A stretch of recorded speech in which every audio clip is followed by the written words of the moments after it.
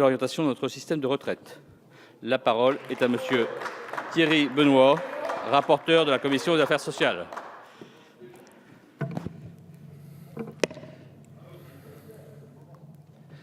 Merci Monsieur le Président, Madame la Ministre, Mesdames et Messieurs les députés.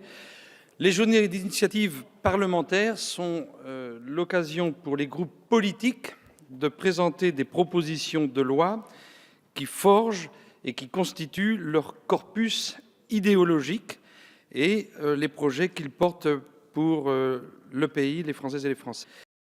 Madame la Ministre, mes chers collègues, nous célébrons cette année le 70e anniversaire de la sécurité sociale.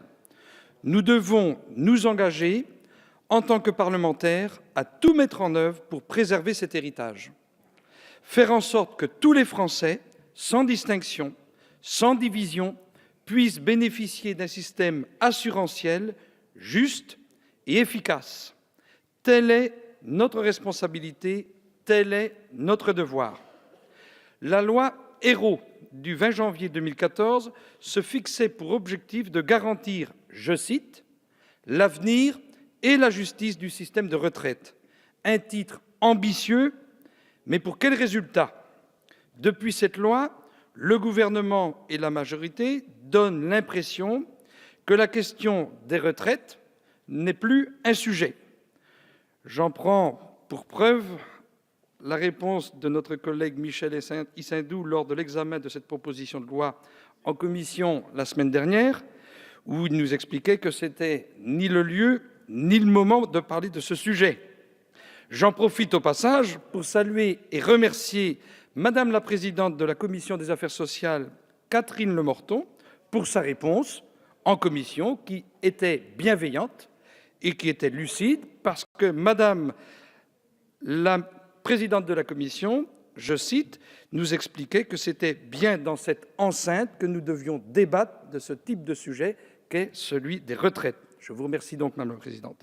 Madame la Ministre, vous répétez vous-même, lorsque je dis Madame la Ministre, je pense aussi à Madame Touraine, qui répète que depuis la loi Ayrault, tout est sous contrôle.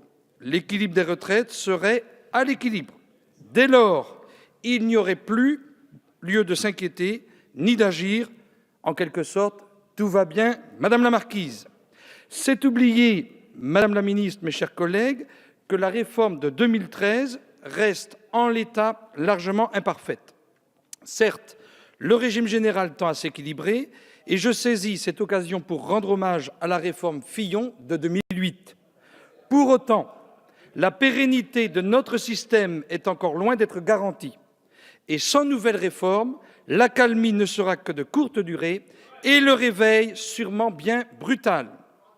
Le Fonds de solidarité vieillesse, ne l'oublions pas, accuse un déficit global qui dépasse les 3 milliards d'euros. Sur le plan démographique, le nombre d'actifs par retraité est passé de 3 actifs pour un retraité en 1975 à 1,3 actif pour un retraité en 2015. Sur le plan financier, notre pays affiche une dette de 2 200 milliards d'euros. Enfin, selon le rapport annuel du Conseil d'orientation des retraites, le besoin de financement des retraites s'établirait aujourd'hui à 0,4% du produit intérieur brut pour 2020, soit à près de 10 milliards d'euros. Madame la Ministre, mes chers collègues, l'avenir et la justice de notre système de retraite restent un sujet et il reste encore beaucoup à faire. Tel est justement l'objectif de la proposition de loi que nous étudions aujourd'hui. Son ambition est de susciter un débat, une prise de conscience et, je l'espère, sincèrement, une invitation à agir. Certes, on ne peut modifier l'intégralité du Code de la sécurité sociale en une PPL, mais on peut s'engager collectivement pour ouvrir de nouveaux chantiers. Les centristes, depuis l'UDF, en passant par le Nouveau Centre jusqu'à aujourd'hui l'UDI, ont toujours défendu une réforme systémique de notre système de retraite. J'en profite ainsi pour rendre hommage au travail de Jean-Luc Préel, mais aussi du président Philippe Vigier, Francis Vercamer et à Charles de Courson, qui ont toujours été en pointe sur ces questions de financement de nos retraites. Pour rendre notre système de retraite plus juste et efficace, il s'agit d'abord de corriger les iniquités qui subsistent encore aujourd'hui entre les différents régimes.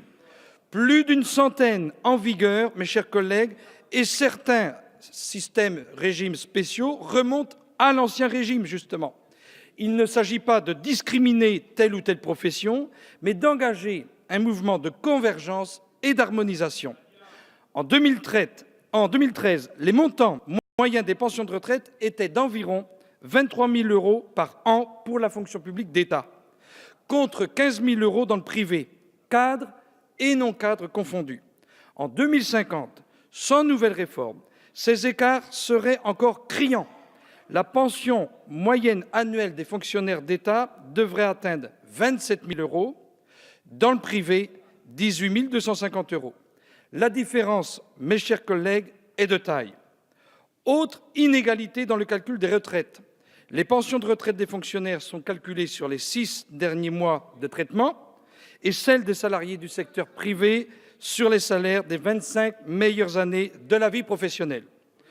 Plusieurs institutions internationales nous ont appelés à faire évoluer notre système de retraite pour plus de pragmatisme et plus d'équité. Dans sa recommandation du 13 mai dernier concernant le programme national de réforme de la France pour 2015, le Conseil de l'Union européenne a souligné que le déficit du système de retraite pourrait continuer à se creuser et les réformes menées précédemment ne suffiront pas à le combler. En particulier, le déficit imputable au régime des agents de l'État et des salariés des entreprises publiques, qui continue de peser sur le déficit global du système. Un constat également partagé par l'OCDE, qui a souligné que les dépenses de retraite de la France comptent parmi les plus coûteuses des 34 États membres, et de rappeler donc à de nouvelles économies, notamment dans le régime des salariés des entreprises publiques. Mes chers collègues, la proposition de loi que le groupe UDI vous propose aujourd'hui nous permet donc de prendre 5 orientations nouvelles pour notre système de retraite. Premièrement, instaurer une règle de confiance en créant un montant minimum de pension de retraite afin de protéger le pouvoir d'achat des retraités actuels et futurs. Deuxième point, il s'agit de préserver la compétitivité des entreprises grâce à une limitation des taux de cotisation. Troisièmement, engager une mise en extinction des régimes spéciaux. Quatrièmement, garantir une convergence entre le régime de retraite public et celui du privé. Et enfin, instaurer un régime unique de retraite par points. Puisque cette séance est publique, j'en profite pour indiquer à nos concitoyens que, naturellement, j'intègre dans ma réflexion le régime spécial de retraite des parlementaires, qui est bien sûr un régime dérogatoire spécial, même s'il ne peut être réformé par un texte de loi. C'est en effet le bureau de l'Assemblée nationale qui seul peut faire évoluer le régime de retraite des députés. Nous devons militer collectivement pour plus de justice et d'équité, particulièrement quand les temps sont difficiles sur le plan financier. Il en va de la solidarité intergénérationnelle, notamment en ce qui concerne les petites retraites qui représentent un véritable enjeu. S'agissant des plus démunis, faut-il rappeler que le revenu moyen à 60 ans tourne autour de 915 €, que la pension de base des femmes atteint 932 € et que le seuil de pauvreté est fixé à 993 €. Notre système de retraite actuel associe à la fois des régimes de base obligatoires et par répartition, des régimes complémentaires obligatoires et des régimes surcomplémentaires facultatifs, et enfin les fameux régimes spéciaux.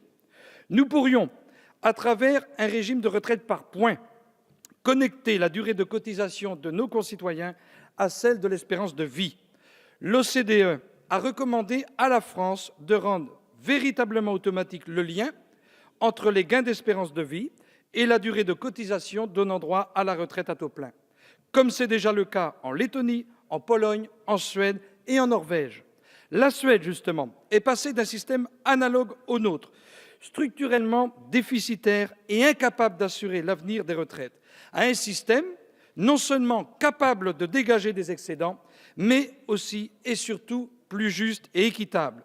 Ce système de retraite repose sur un dispositif appelé compte notionnel, qui correspond à un compte individuel théorique où les cotisations alimentent un capital qui, à la date de liquidation de la pension, est divisé par l'espérance de vie à la retraite de la génération à laquelle appartient l'assuré. Chaque assuré sait ainsi, dès le départ, que sa pension sera proportionnelle au travail qu'il aura fourni toute sa vie. Ce mécanisme permet une parfaite adéquation entre la croissance du pays et le montant des pensions. Si la croissance baisse, le niveau des pensions diminue et inversement. Mes chers collègues, adopter un régime universel de retraite par points, c'est démontrer d'abord que la valeur travail est la même pour tous. C'est œuvrer aussi pour un système unifié, plus flexible, plus efficace. C'est agir enfin pour un meilleur pilotage de nos retraites, pour plus de transparence. À défaut de le mettre en place directement, nous pouvons, je l'espère, à minima, demander un rapport complet au Conseil d'orientation des retraites sur les bénéfices d'un régime de retraite par points. Cela a été esquissé, mais ceci doit être actualisé. Et il reste encore beaucoup à faire.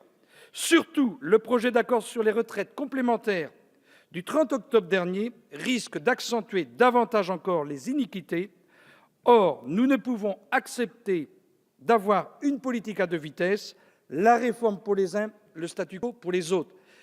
Madame la ministre, Madame la présidente de la Commission des affaires sociales, mes chers collègues, le projet de l'UDI en matière de retraite est simple, un régime universel de retraite par points, donc une réforme systémique, la convergence des régimes publics-privés et la mise en extinction des régimes spéciaux de retraite, à commencer par celui des parlementaires, je le disais tout à l'heure. Je vous remercie de votre attention.